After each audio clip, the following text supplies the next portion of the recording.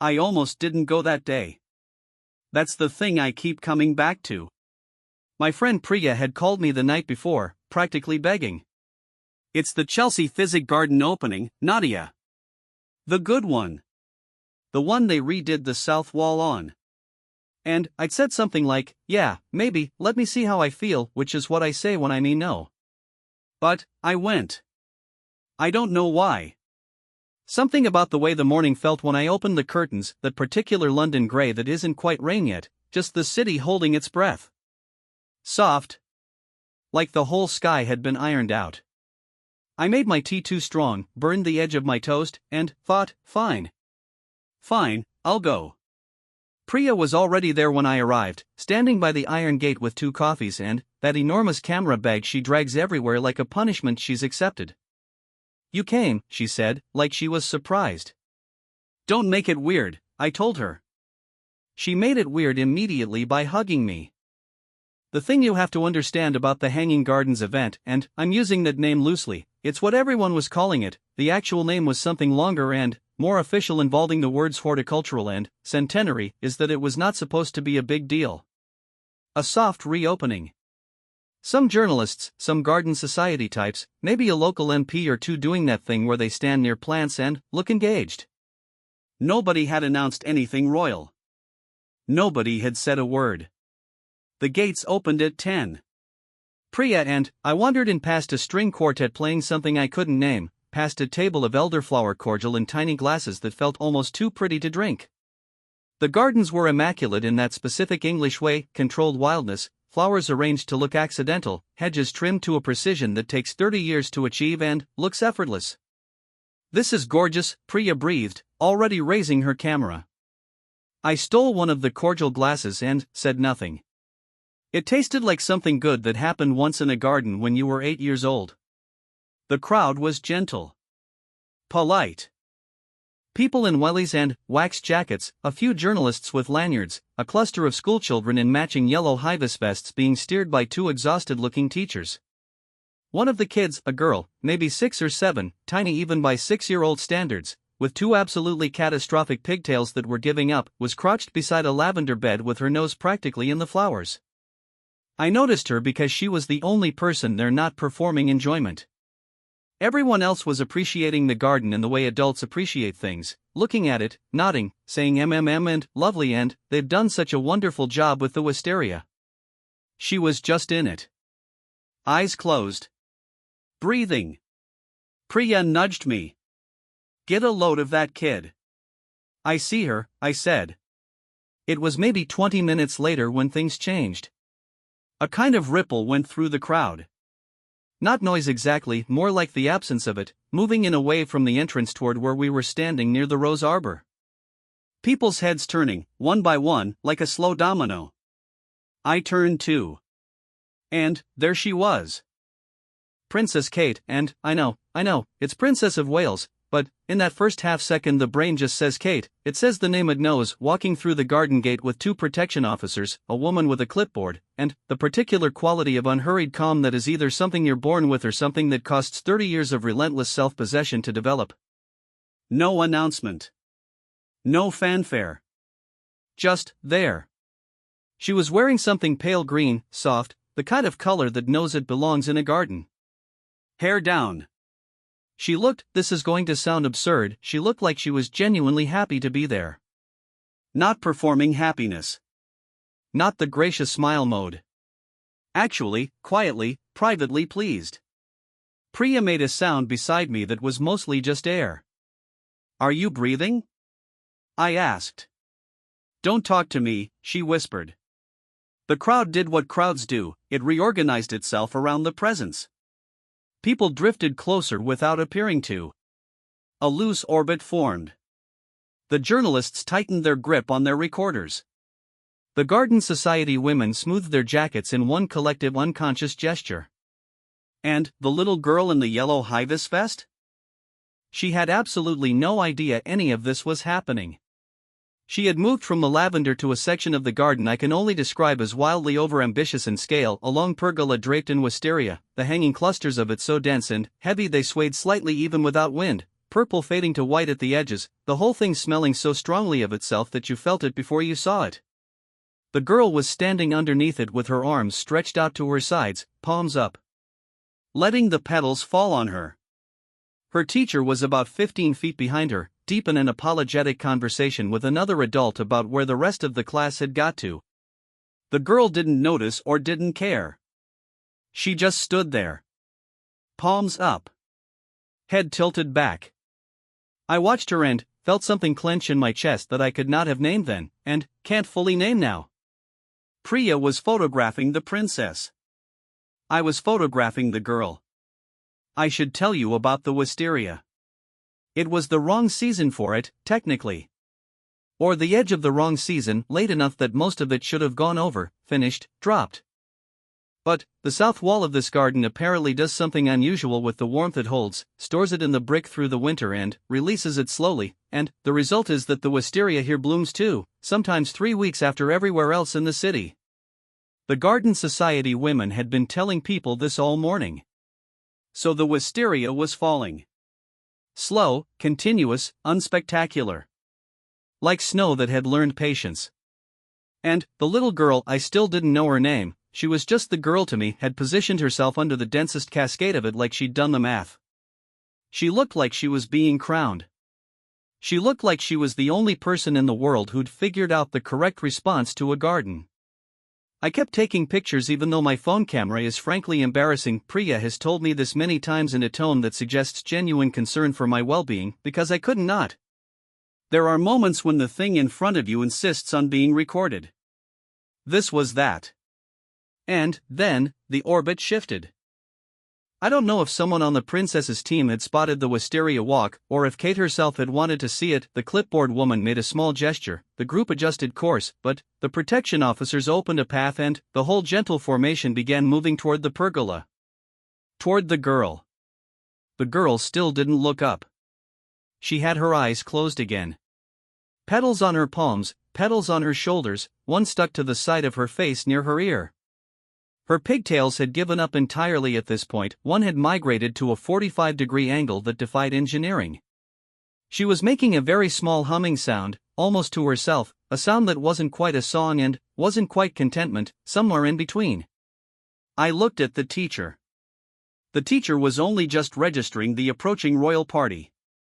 I watched her face do 4 things in about half a second: recognition, horror, pride, and then the paralysis of not knowing which one to act on.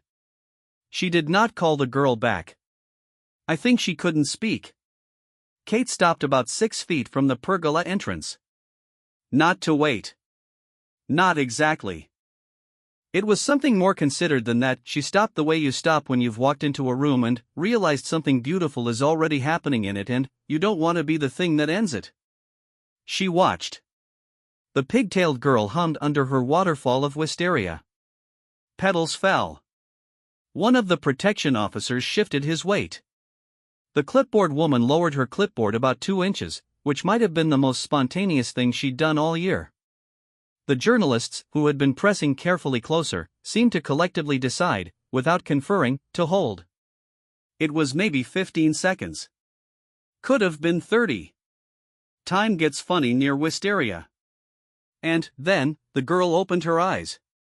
She didn't gasp. She didn't freeze. She looked at Princess Kate the way you look at something when you've been very far inside your own world and you've surfaced in, found a surprise waiting, not frightened, just blinking. Adjusting. Trying to work out what she was looking at.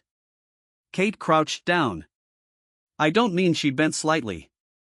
I mean she went all the way down, proper, both knees close to the ground, putting herself at the girl's eye level. Right there on the garden path.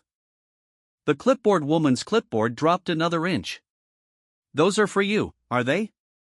Kate said, and she nodded at the petals in the girl's outstretched palms. The girl looked at her hands like she'd forgotten they were there. The flowers are falling, the girl said. Completely matter of fact. Like this was information a grown-up needed. They are, Kate agreed. Like it was the most sensible thing she'd heard all morning. I'm catching them, the girl said. You have to stand very still or they miss you. Do they? They can't help it, the girl said, with the absolute authority of someone who has thought about this carefully. They're small. They don't have eyes. I got the photo at exactly that moment. Not a great photo, technically. My phone, as established, is a disappointment. The exposure is slightly wrong, the wisteria overhead blows out a bit in the corner, too bright. One of the protection officers is half in the frame, a dark shoulder that I didn't crop properly. But Kate is crouched, smiling, looking up at this tiny girl who is talking about flowers not having eyes. And the girl is looking back at her with the patient, slightly kind expression of someone explaining something obvious to someone who might eventually understand. Priya got the proper photo. Of course she did. Priya has the camera and the instincts and the ruthless professional composure that allows her to function when normal people are standing there with their mouths open. Hers is sharp, correctly exposed, beautifully framed. The wisteria light is extraordinary. It's the kind of photo that goes places. But mine is the one I've looked at 100 times. Because in mine you can see something Priya's perfectly composed shot just misses. You can see that Kate is on the verge of laughing. Not a polished, public laugh. The other kind. The one that catches you before you can arrange your face. The one that happens because something is genuinely, helplessly funny and warm and you have run out of the resources required to be composed about it. One beat before she got it together. I caught it in that beat. I found out later that her name was Maisie.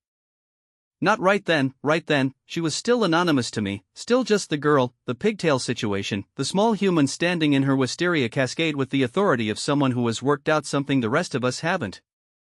I found out from the teacher afterward, who told me in the slightly dazed voice of someone still running the afternoon through their head to make sure it had actually happened.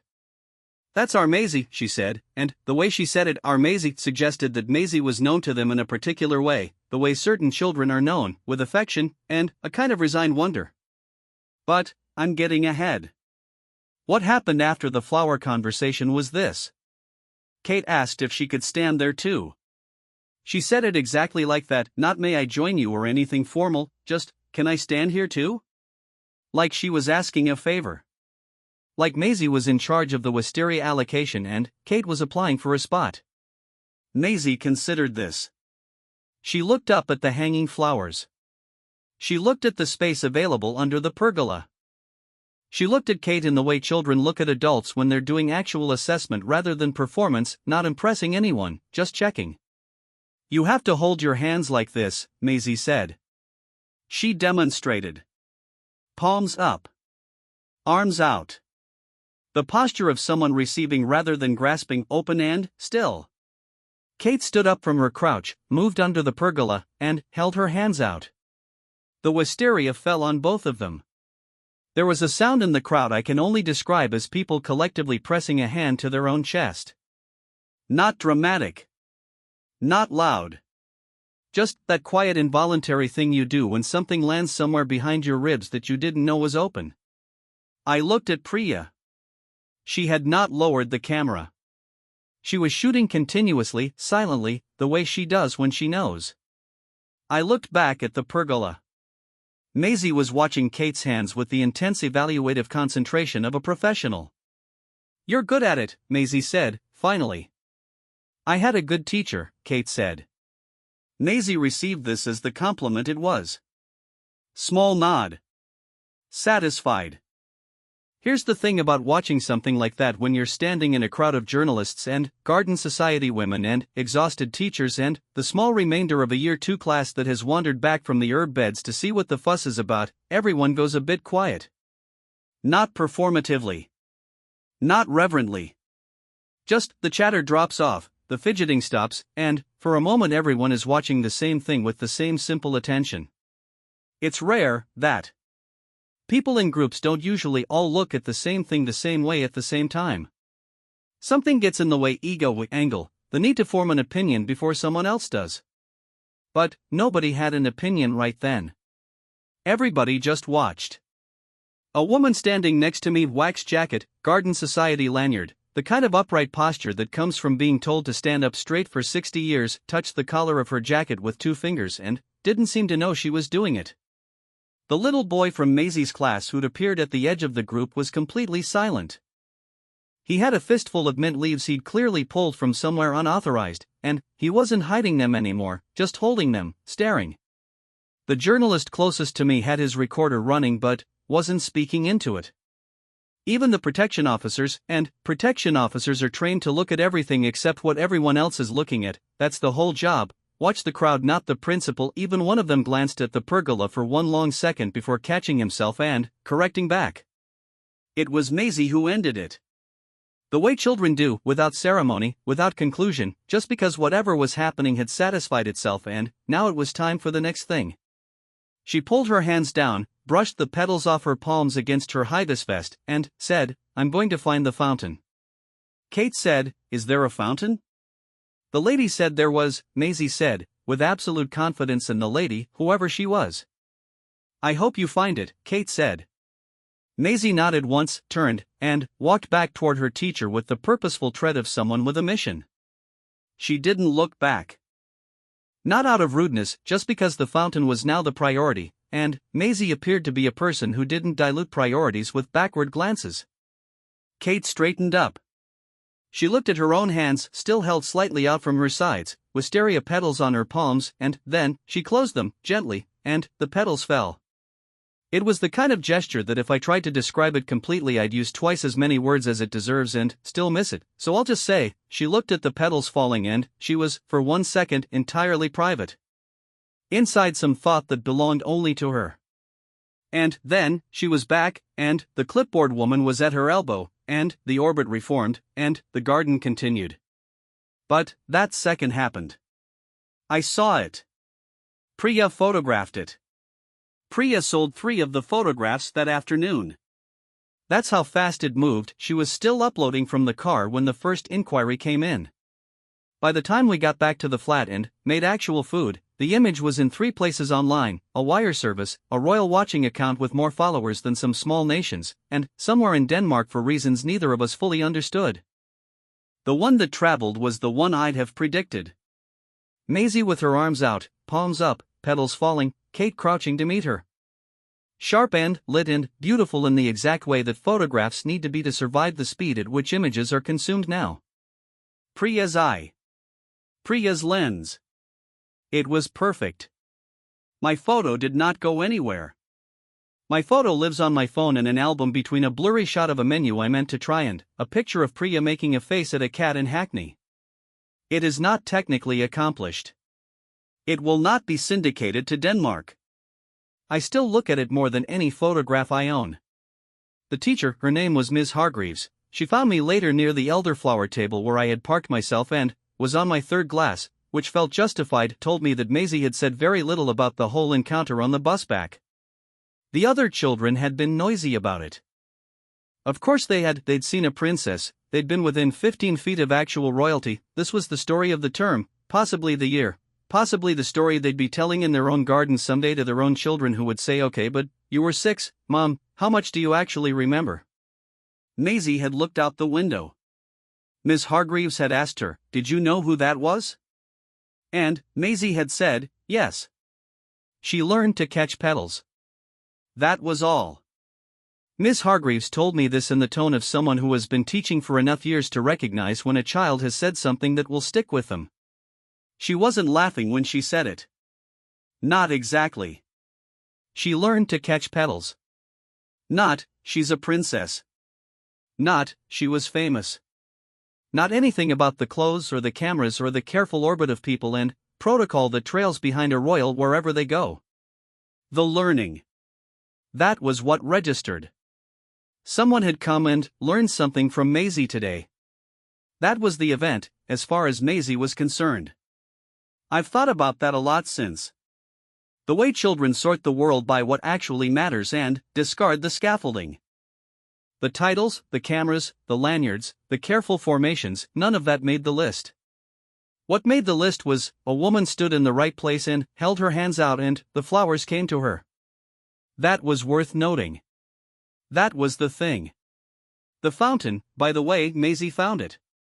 I know because I was near the eastern wall when she came around the corner of the herb beds at a pace that could generously be called jogging, grabbed Miss Hargreaves by the sleeve, and said, "It's there, it's a real one, it has fish, come on." Miss Hargreaves was mid-sentence with someone. She apologized. She went. I watched them disappear around the corner of the wall together, the small determined girl and the teacher who'd given up the conversation without a second thought. The crowd behind me was still talking about what they'd seen under the wisteria. The journalists were filing. The Garden Society women had reconvened by the entrance and were saying things like "quite extraordinary" and "one doesn't expect" and "I thought she looked very well." All correct. All true. None of it the point. Later, weeks later, actually, I saw the photo again. Priya's good one, the one that had made the rounds. It appeared in a newsletter I get about garden design, of all places, in a short piece about the Physic Garden reopening. The caption called it an unplanned moment of connection. Which is accurate, technically. But I read it and thought, it depends where you're standing. From the crowd, from the clipboard woman's angle, from the distance of a news story, yes. Unplanned moment. Spontaneous warmth. Two people under flowering trees for 40 seconds. But if you were Maisie, if you were the one who'd already been standing there long enough to know where to stand, already understood the correct posture, already worked out that patience was the whole method, it wasn't unplanned at all. Maisie had been catching things all morning. She just had one more landing than she'd expected. I still have my blurry photo. Kate, half laughing. Maisie, explaining. Petals in both their hands, no one sure yet which direction the afternoon would tip. That beat before anyone knew. I keep it because of what it looks like. Which is not a princess and a little girl under beautiful flowers at a garden in London. It looks like two people who have just, briefly, been in the same world. Not the same world of events and schedules and carefully managed orbits. The same world of, there is something falling, and if you hold still and open your hands, some of it is yours. That's the world Maisie had been living in all morning. She just let someone else visit for a while.